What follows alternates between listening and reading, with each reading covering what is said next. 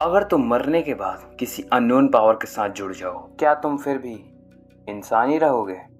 क्या लगता है? कहानी की शुरुआत में हमें दिखाया जाता है नॉर्मल वर्ल्ड को, जहाँ की हमारा मेन कैरेक्टर जो किसी कारण उसका एक्सीडेंट हो जाता है। उसे पता चलता है वो किसी और की बॉडी में आ चुका है। यहाँ हमें पता चलता है उसका ट्रांस माइग्रेशन हुआ है।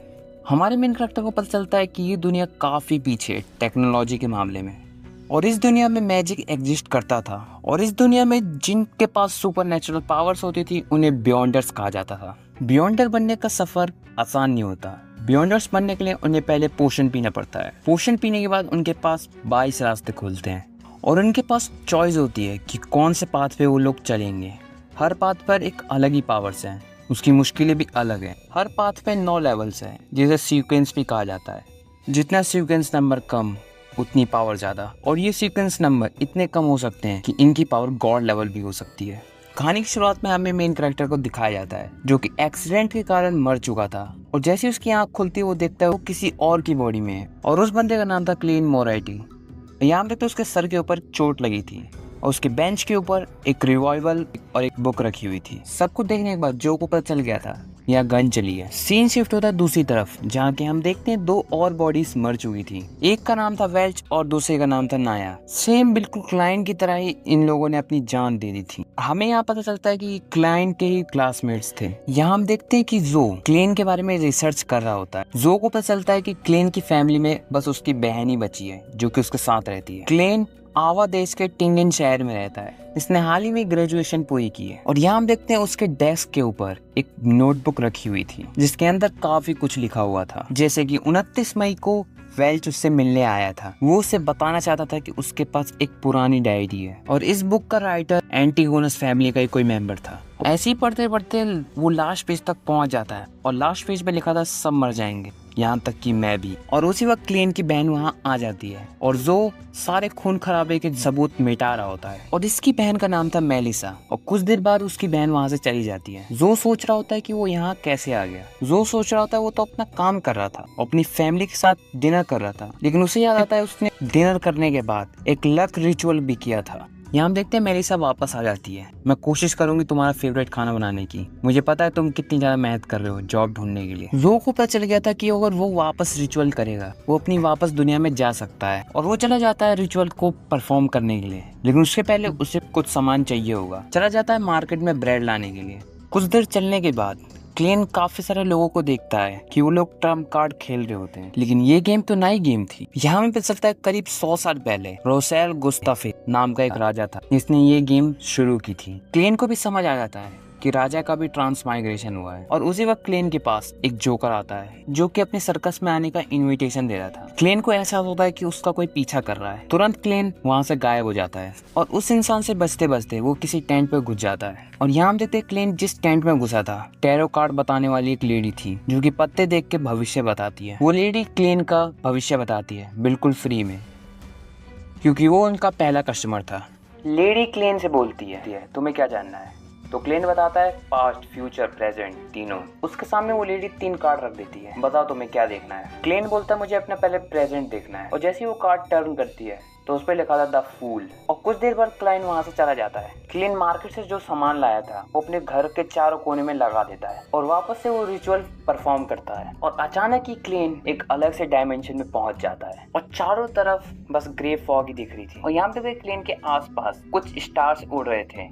उनमें से वो 2 स्टार्स को छू देता है जो कि अचानक ही मिलके ब्लास्ट हो जाते हैं।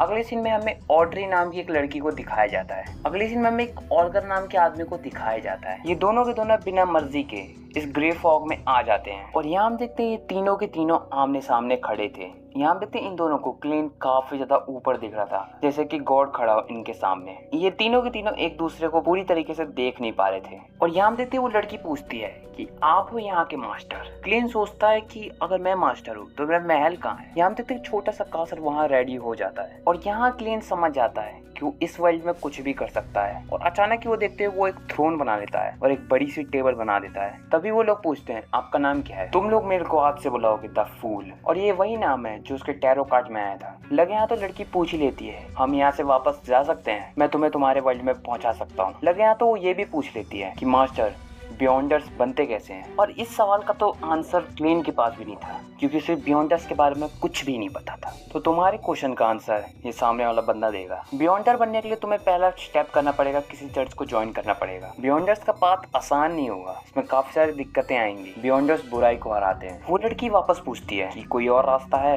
तो वो बताता है मेरे पास 2 पोर्शन है सीक्वेंस 9 के, एक सेलर और दूसरा स्पेक्टर। वो लड़की क्लेन को बताती है कि हम दोनों ने आपस में डीलिंग कर ली है, वो मुझे एक पोर्शन देगा और मैं उसे कुछ सामान दूंगी। ऑल्गर भी कहता है कि हमें ऐसी और मीटिंग करनी चाहिए। वैसे भी मिस्टर फूल आपकी पावर काफी ज्यादा ताकतवर है, छोटे मोटे काम तो हम ही लोग संभाल लेंगे, कि अगर मैं ऐसी मीटिंग्स करूंगा तो मेरा ही फायदा है, मुझे इस दुनिया के बारे में काफी ज्यादा जानकारी मिल जाएगी। तो फिर ठीक है, सब राजी है। तो अब हर मंडे 3 बजे करीब हमें मीटिंग ऑर्गेनाइज करेंगे। तभी ये लोग सोच रहे होते हैं कि हमें कोडवर्ड नेम रख लेने चाहिए। तो लड़की रखती है अपना जस्टिस और लड़का रखता है हैंग्ड मैन। और यहाँ से एक नया क्लब शुरू होता है, द टैरो क्लब। अगले सीन में हम देखते हैं कि क्लेन के दरवाजे पे कोई आ चुका था और यहाँ हम देखते हैं क्लेन का कंट्रोल खोता जा रहा था ग्रे फॉग से। तभी क्लेन इस मीटिंग को खत्म कर देता है और उन लोगों को उनकी सही जगह पहुंचा देता है। और यहाँ हम देखते हैं कि क्लेन के दरवाजे की तरफ एक पुलिस वाला आया था और पुलिस वाले को देखते ही क्लेन अपने सारे एविडेंस छुपा देता है, जैसे खून की डायरी। इस पुलिस वाले का नाम था लेनर्ड और इसके साथ एक और पुलिस वाला था जिसका नाम था डन स्मिथ। और ये दोनों के दोनों पुलिस वाले वेल्च और नाया के केस के लिए आए थे और क्लेन को बताते हैं कि उन लोगों ने खुदकुशी कर ली है। और यहाँ हम देखते हैं लेनर्ड क्लेन की डायरी को आसानी से ढूंढ लेता है और वो पूछता है ये तुमने आखिरी पन्ने में क्या लिखा है? सब मर जाएंगे और मैं भी। क्लेन काफी ज्यादा शॉक हो जाता है, अब इनको मैं क्या बताऊं, माफ करना, मैं अपनी पुरानी याददाश्त खो चुका हूँ, तो मुझे ध्यान नहीं मैंने क्यों लिखा था ये। अगर तुम लोगों को मेरे पे विश्वास नहीं है तो तुम उस बॉक्स में देख सकते हो, एक बंदूक पड़ी हुई है। कल मैंने भी अपने आप को शूट किया था, तो हमारी मेमोरीज को हम वापस ला सकते हैं। क्लेन यहाँ डर जाता है, तो उसे लगता है कि अगर इन्होंने मेरी मेमोरीज देख ली तो इनको पता चल जाएगा कि मैं इस दुनिया का नहीं हूँ, मैं किसी और दुनिया का हूँ। और यहाँ देखते पुलिस वाले क्लेन को ले जा रहे होते हैं। यहाँ देखते रास्ते में एक बच्चा खाना चुरा के भाग रहा होता है और यहाँ देखते मौके का फायदा उठाते हुए क्लेन वहाँ से भाग रहा होता है। अचानक ही हम देखते हैं कि वहाँ का टाइम स्टॉप हो चुका है और यहाँ हम देखते हैं कि क्लेन को पता चल जाता है कि यहाँ आसपास कोई बियॉन्डर है।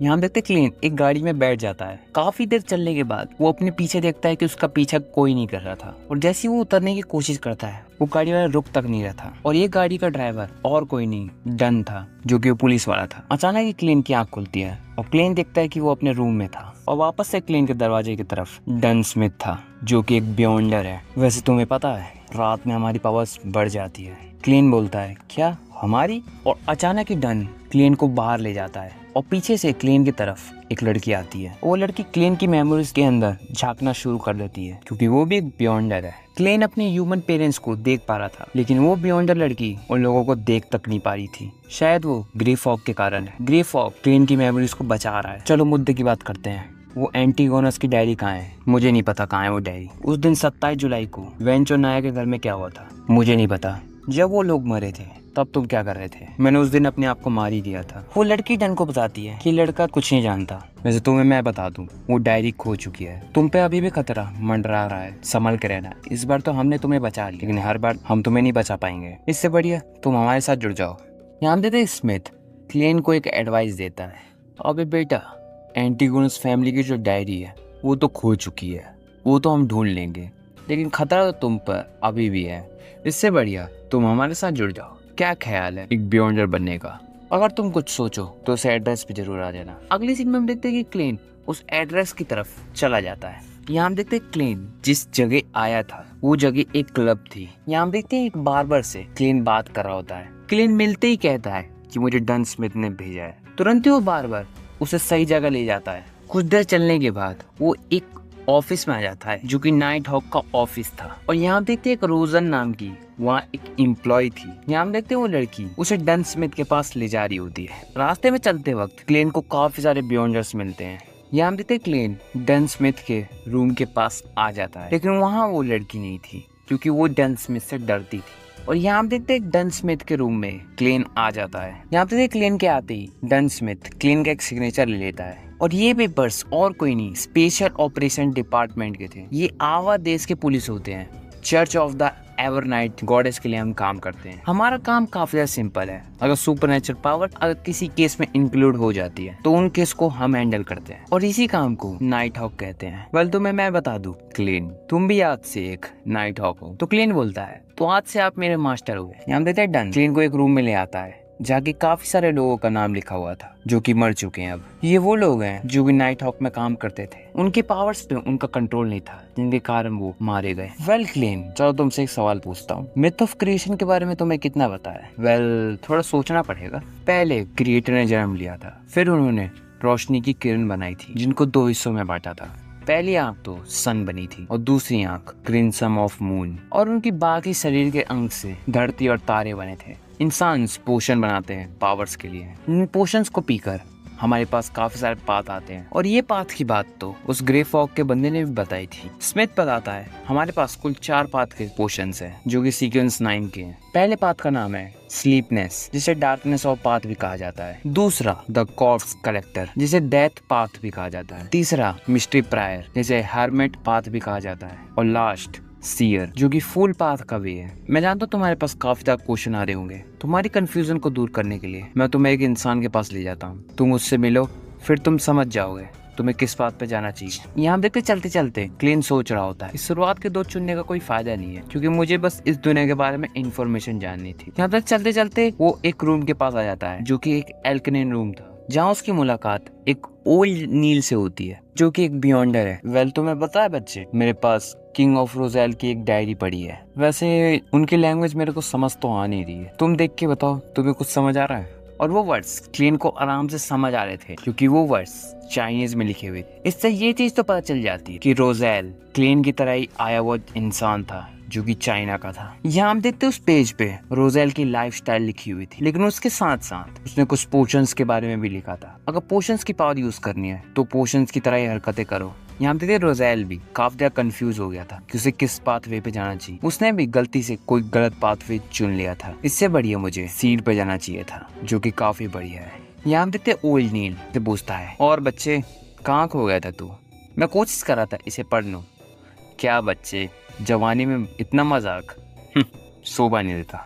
जो मैं सदियों से पढ़ नहीं पाया पेज, वो तू अब पढ़ने की कोशिश कर रहा है। तो फिर ठीक है, मैंने सोच लिया मुझे क्या चुनना है। लेकिन बच्चे, अगर तूने जो चुन लिया सोच समझ के चुनियो, क्योंकि इसके बाद तू पाथ फिर चेंज नहीं कर सकता। ठीक है, मैं कंफर्म हूँ, मुझे सीयर पाथ ही चाहिए। यहाँ हम देखते हैं नील उसके आंखों के सामने वो पोशन बना देता है और आराम से क्लेन उसे पी लेता है। उस पोशन को पीने के बाद क्लेन का माइंड चकरा रहा होता है। ओल्ड नील बोलता है कि ये सब तो नॉर्मल बात है, तुम एक ऐसी चीज सोचो जो कि इस दुनिया में एग्जिस्ट करती है। यहाँ देखते क्लेन एक हेड सोच रहा होता है, तभी ओल्ड नील बोलता है कि ऐसी चीज सोचो जो कि इस दुनिया में एग्जिस्ट नहीं करती। यहाँ हम देखते हैं क्लेन अपनी औकात से बड़ा एक परमाणु बम सोच रहा होता है। मान लिया सोचना था, लेकिन इतना बड़ा नहीं सोचना था। और आज से क्लेन एक बियॉन्डर बन चुका है जो कि सीयर पाथ पे चलता है, सीक्वेंस 9। इस पोशन को पीने के बाद क्लेन को हर जगह कलरफुल दिखता था, क्योंकि ये एक स्पिरिट आई है। इस कारण वो किसी भी इंसान की हेल्थ को आराम से देख सकता है। तुम अपनी पावर का ज्यादा यूज मत करो,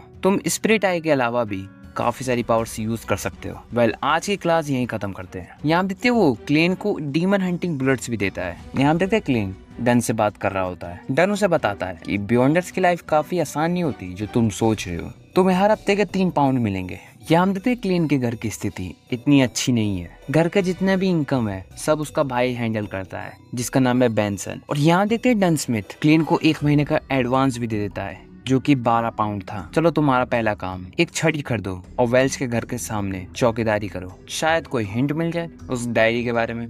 यहाँ देखते क्लेन एक कार में आ जाता है और वो गाड़ी में और कोई नहीं, लेनार्ड बैठा हुआ था, जो कि एक बियॉन्डर है, जो कि एक मिशन पे जा रहा होता है। किसी एक बच्चे को किडनैप कर लिया गया है। क्लेन पूछता है कि हम तो सुपरनैचुरल केसेस को हैंडल करते हैं ना। तो लेनार्ड बताता है ये सब अपन लोगों के अंदर की बात है, लेकिन बाहर के लोगों के लिए तो हम सिक्योरिटी का काम करते हैं। समझा नहीं रे मामू। यहाँ देखते किसी को ढूंढने के लिए सीयर एक काफी अच्छी पावर है। इसी कारण लेनार्ड ने क्लेन को बुलाया था, उसकी पावर्स का यूज करके वो उस बच्चे को ढूंढ सके। यहाँ देखते क्लेन उस छड़ी का यूज करके अपनी पावर्स यूज कर रहा था। जहाँ पे भी वो बच्चा होगा वो छड़ी हमें बता देगी। और यहाँ हम देखते वो छड़ी काम कर जाती है। और यहाँ हम देखते उस बच्चे को 2 लोगों ने किडनैप कर रखा था। तो वेल मानना पड़ेगा नाए बंदे, तुमने काम तो काफी अच्छा किया है, मेरा काम काफी आसान हो गया। यहाँ देखते काफी बढ़िया फाइट यहाँ चल रही होती है। यहाँ देखते किडनैपर्स गन भी शूट करते हैं, लेकिन ये लोग काफी आसानी से उसे डॉज कर लेते हैं। और यहाँ देखते लेनार्ड उन दोनों को चारों खाने चित कर देता है, लेकिन अचानक ही वहाँ कुछ ऐसा होता है जिसके कारण वो दोनों वापस खड़े हो जाते हैं, लेकिन उनमें कुछ चेंज था। यहाँ देखते वो लोग आपस में फ्यूजन हो गए एक मॉन्स्टर बन जाते हैं। यहाँ देखते लेनार्ड काफी आसानी से उस मॉन्स्टर को हरा देता है। और यहाँ में लेनार्ड के बारे में काफी कुछ पता चलता है, और उसके सीक्वेंस का नाम है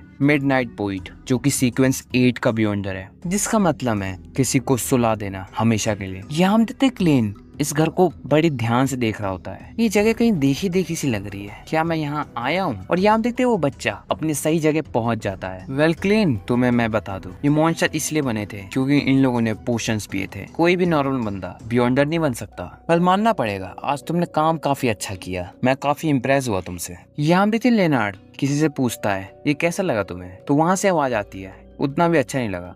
और भाई ये समझ नहीं आ रहा ये इंसान अपनी शैडो से कैसे बात कर रहा है। यहाँ देखते क्लेन एक रूम में जाता है जिसके टेबल पे एक डायरी रखी थी, और डायरी का पेज पलट रहा होता है। और जैसे ही वो लास्ट पेज पे जाता है, उस डायरी के लास्ट पेज पे लिखा था सब मर जाएंगे, मैं भी। और यहाँ देखते अचानक ही क्लाइंट जहाँ खड़ा था उसकी फर्श पर द फूल का कार्ड आ जाता है जो टैरो कार्ड में था। और उस कार्ड के पीछे भी एक बहुत बड़ी मिस्ट्री थी, क्योंकि उसके पीछे एक इंसान हंस रहा था। अब ये तो नहीं पता वो इंसान था कि मॉन्स्टर था। अचानक ही क्लेन की आंखें खुलती है और वो अपने घर में था। और क्लेन को इतना तो समझ आ गया था, उन विक्टिम के रूम में ही एंटीगोनस फैमिली की डायरी है। यहाँ हम देखते हैं अपनी जॉब से इतने मस्त रोकड़ा कमाने के बाद इसे घर बोलना तो ठीक नहीं रहेगा, एक बंगला खरीद लेता है। और अब से तीनों भाई बहन एक साथ रहेंगे इस बड़े से बंगले में। यहाँ हम देखते हैं क्लेन इनके लिए खाना बनाता है, और इसका बड़ा भाई बेल्सन उसके लिए एक गिफ्ट भी लाया था जिसके अंदर सूट था। वेल मानना पड़ेगा, तुम काफी ज्यादा हैंडसम लग रहे हो। और यहाँ हम देखते हैं ये लोग बिल्कुल लग्जरियस लाइफ से सेलिब्रेट कर रहे थे। यहाँ हम देखते डन स्मिथ किसी इंसान से कुछ सवाल पूछ रहा था उस डायरी से रिलेटेड, क्योंकि वो बंदा भी उस डायरी के पीछे पड़ा हुआ है। यहाँ हम देखते हैं डन स्मिथ अपनी पावर यूज करता है, जिसके कारण उसे पता चल जाता है इसी इंसान ने वो डायरी बेची थी सिर्फ पैसों के लिए। यहाँ देखते हैं डन स्मिथ उसके पीछे एक टैटू देखता है जो कि सीक्रेट ऑर्डर का टैटू था। अब तुम्हारे माइंड में एक सवाल आ रहा होगा, ये सीक्रेट ऑर्डर है क्या? अभी तो हमें इसके बारे में कुछ रिवील नहीं किया है। तुम इसे सोचो, एक सीक्रेट ऑर्गेनाइजेशन है जो कि बुरे लोग हैं। ये लोग भी डायरी के पीछे पड़े हुए हैं। यही ये लोग बात कर रहे होते डायरी से रिलेटेड। अचानक ही वहाँ एक बंदा आता है जो कि इन लोगों को बताता है कि क्लेन को कोई क्लू मिला है उस डायरी से रिलेटेड। यहाँ देखते हैं वो लोग वापस उसी विक्टिम के रूम में जाते हैं जहाँ की क्लेन को वो डायरी मिली थी। और जैसे ही उसके सामने वाले रूम में जाते हैं, वहाँ हम देखते हैं एक औरत की डेड बॉडी पड़ी थी जो कि सड़ रही थी। यहाँ हम देखते हैं इन लोगों को कोई क्लू नहीं मिला था डायरी से रिलेटेड। वेल यहाँ जो लेडी की बॉडी है उसका एक बेटा भी था, उसके बेटे का नाम रे बीबर है जो कि यहाँ नहीं है। तो फिर ठीक है क्लेन, तुम अपना काम शुरू कर सकते हो। तुम अपनी पावर्स का यूज करके रे को ढूंढो। यहाँ देखते जैसे ही क्लेन अपनी पावर यूज करता है, वो छड़ी तुरंत ही क्लेन के पास आ जाती है। वो क्लेन को मारने वाली थी, लेकिन डन उसे रोक लेता है। नहीं तो आज क्लेन का पत्ता कट था। कोई दूसरी शक्ति हमारे काम को बिगाड़ रही है, यहाँ कोई तो है। तो फिर ठीक है, अब उंगली को टेढ़ा करना ही पड़ेगा। यहाँ हम देखते क्लेन और डन स्मिथ किसी गेट के पास आ जाते हैं। यहाँ हम देखते डन स्मिथ क्लेन को एक पेंडुलम देता है और साथ ही साथ उसके कपड़ों की तारीफ भी करता है। हमें परमिशन मिल चुकी है, वो अव्वल दर्जे के आर्ट अटैक को यूज कर सकते हैं। ये आर्ट अटैक वो आर्ट अटैक होते हैं जो कि बियॉन्डर्स यूज करते हैं। और यहाँ हम देखते हैं वो आर्ट अटैक को 3 लोग ला रहे थे। एक का नाम था बॉर्गिया और एक का नाम था हारंस, जो कि 7 और 8 के बियॉन्डर थे। और इनके साथ एक अपला नारी डेली नाम की लड़की थी जिसका सीक्वेंस नंबर 7 था। यहाँ देखते सभी लोग सीयर बियॉन्डर को ले जाने से मना कर देते हैं क्योंकि उन बियॉन्डर्स को लड़ना आता ही नहीं है, वो इनके काम में रुकावट बनेंगे। इस आर्ट अटैक का नाम है 2049। यहाँ देखते डन स्मिथ पूछता है ये कुछ ज्यादा नहीं हो गया 2049? तो हार्सन बोलता है जैसा कि तुमने बताया एंटीगोनस फैमिली का केस है, तो वेल मैं तुम्हें बता दूं ये एंटीगोनस फैमिली नहीं बनाया है 2049, तो इस काम के लिए ये परफेक्ट है। यहाँ देखते हैं उस आर्ट अटैक को वो खोलने वाले थे।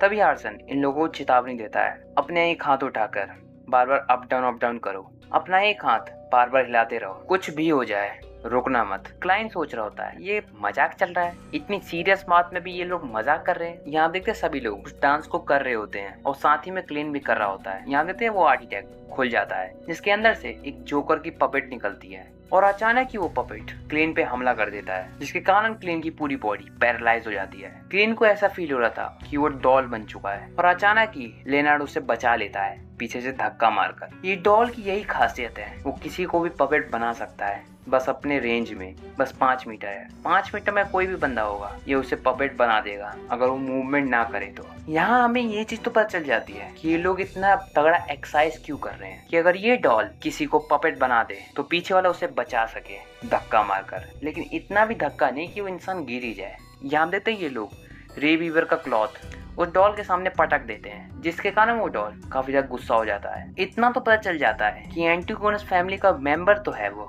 तो फिर क्या, ये लोग चल जाते हैं रे वीवर को ढूंढने के लिए, लेकिन बाहर भी ये अपनी एक्सरसाइज कंटिन्यू करते हैं। अगली सीन में हमें रे वीवर का सीन दिखाया जाता है, जो कि एक पुराने से वेयर हाउस में। यहाँ देखते हैं वो एंटीगोनस बुक के पावर्स को अपने अंदर एब्जॉर्ब करना चाहता था और अचानक ही हम देखते हैं कि उसके रिचुअल में कुछ गड़बड़ हो जाती है, जिसके कारण वो एक मॉन्स्टर बन जाता है। और अगली सीन में हमें एक जोकर का सीन दिखाया जाता है, जो कि उसे पीठ पीछे से देख रहा होता है। और ये जोकर हमें पहले ही दिखाया जा चुका है और ये जोकर एक बहुत बड़ी मिस्ट्री है, क्योंकि ये जोकर भी एक सीक्रेट ऑर्डर का मेंबर है। ये बंदा भी उस बुक को ही लेने आया था, लेकिन रे वीवर के तो पेट में है, अब वो कैसे लेगा ये बुक। और यहाँ देखते हैं जोकर को पता चल जाता है कि वहाँ क्लेन और काफी सारे बियॉन्डर्स वहाँ आ चुके हैं।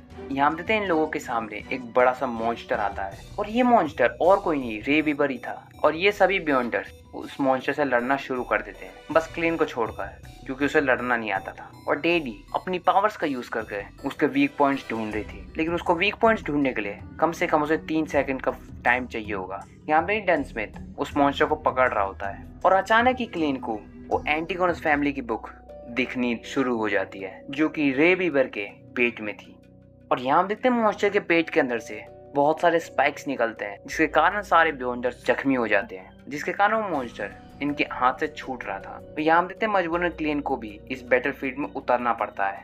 यहाँ देखते हैं ये लोग बड़ी मेहनत करके उस मॉन्स्टर को मार देते हैं। यहाँ देखते हैं क्लेन वो एंटीगोनस फैमिली की नोटबुक को उठा लेता है, लेकिन उसी वक्त वो जोकर उसके पीछे आ जाता है, जो कि वो नोटबुक छीनने की कोशिश करता है, लेकिन डन उसे रोक लेता है। ये तो बस एक शैडो थी, अभी पिक्चर तो बाकी है, इस बुक को तुम छुपा लो। और एक बात ध्यान रखना, 2049 के सामने बिल्कुल मत जाना। और यहाँ में इस जोकर के बारे में काफी कुछ पता चलता है कि ये बंदा एक सीक्वेंस 7 का बियॉन्डर है। ये फाइट सीन इतना ज्यादा औसम था कि तुम डेफिनेटली बता रहा हूँ ये एपिसोड जरूर देखना। और ये जोकर बिल्कुल मस्त अंदाज से लड़ रहा था और ये सारे अटैक्स को आसानी से डॉज कर रहा था, लेकिन क्लेन की गोली को डॉज नहीं कर पाया, जिसके कारण वो उसके पेट में लग जाती है। यहाँ हमें बहुत बड़ा ट्विस्ट दिखाया जाता है, पेट में लगी गोली वो अपने हाथ में ट्रांसफर कर लेता है। और यहाँ हम देखते हैं वो जोकर 2049 का बॉक्स खोल देता है, जो कि बाहर आते ही सबको फ्रीज करके रख देता है। यहाँ देखते हैं क्लेन मन में सोच रहा होता है मुझे कुछ करना पड़ेगा।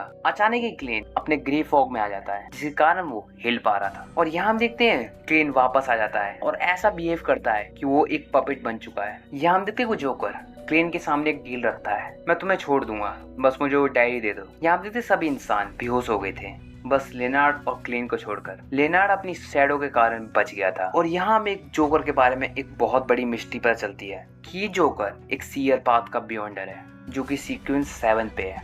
और यहीं दूसरी तरफ क्लेन मोराइट, जो कि सीयर पाथ का बियॉन्डर है, लेकिन बस सीक्वेंस 9 पर है। यहाँ हम देखते हैं वो जोकर क्लेन को सीक्वेंस 8 का नाम भी बताता है, जिसका नाम था द क्लाउन। और ये बात पूरे एनिमे में एक बहुत बड़ी मिस्ट्री थी। और गलती से वो जोकर पपेट के रेंज में आ जाता है, जिसके कारण वो एक डॉल बन जाता है। मौके का फायदा उठाते हुए क्लेन उसे गोली मार देता है। मरने से पहले वो जोकर एक वर्ड बोलता है, हॉर्नाके, और यहाँ ये जोकर मर जाता है। और यहाँ देखते हैं वो जोकर के मरने के बाद वो बॉक्स को बंद कर देते हैं और यहाँ सब जिंदा थे। और यहाँ देखते हैं सभी लोग क्लेन की काफी ज्यादा तारीफ करते हैं। यहाँ देखते हैं एंटीगोनस फैमिली की बुक को 40 गेट के अंदर बंद कर दिया जाता है, जिसके कारण अब क्लेन सेफ है। यहाँ देखते हैं क्लेन स्मिथ से बोलता है, वेल तुम्हें पता है कि उस जोकर ने मेरे को बताया था सीयर पाथ के सीक्वेंस 8 का नाम क्या है, द क्लाउन। यहाँ देखते हैं ये लोग वापस 2049 को उसकी सही जगह पहुंचा रहे होते हैं, क्योंकि इनका यहाँ काम खत्म हो जाता है। यहाँ देखते हैं ये लोग भी क्लेन की काफी तारीफ कर रहे होते हैं। यहाँ देखते हैं डन स्मिथ क्लेन को कहता है कि आज तुम्हारा काम खत्म, अब जाओ थोड़ा घर पे आराम कर लो। यहाँ देखते हैं क्लेन को एक तगड़ी चीज फील होती है कि उसका पोषण उसके अंदर डाइजेस्ट हो गया है। वेल ये बहुत बड़ी बात है कि किसी का पोषण इतनी जल्दी डाइजेस्ट हो जाए, क्योंकि पोशन को डाइजेस्ट होने में 1 साल, 2 साल, कई साल लग सकते हैं। यहाँ हम देखते हैं क्लेन को एक बहुत बड़ा डाउट था कि ये हॉर्नाकिस होता क्या है, और इसी चीज का जवाब ढूंढने के लिए चला जाता है अपनी यूनिवर्सिटी के एक प्रोफेसर के पास। लेकिन उसके प्रोफेसर को भी इसके बारे में कुछ नहीं पता था। यहाँ हम देखते हैं क्लेन ने अपने प्रोफेसर को बताया तक नहीं था कि वो एक बियॉन्डर बन चुका है। यहाँ हम देखते हैं उसके प्रोफेसर उसे एक एडवाइस देते हैं, बेटा थोड़ा संभल के रहिए, ठीक है ना। यहाँ हम देखते हैं क्लेन के जाते ही उसके प्रोफेसर के शैडो के अंदर से एक स्केलेटन बाहर निकलता है